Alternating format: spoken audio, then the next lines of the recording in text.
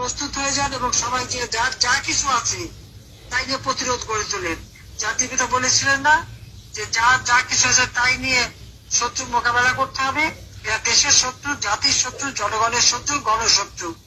এই গণশত্রুদের হাত থেকে দেশ রক্ষা করার জন্য যার যা কিছু আছে তাই নিয়ে প্রস্তুত হয়ে আপনারা নামেন, এটা আমার আহ্বান।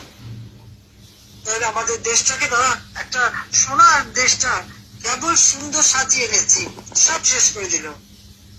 মানুষের খাবার নাই, মানুষের আয় নাই, ঘর থেকে বের করে দেওয়া হচ্ছে।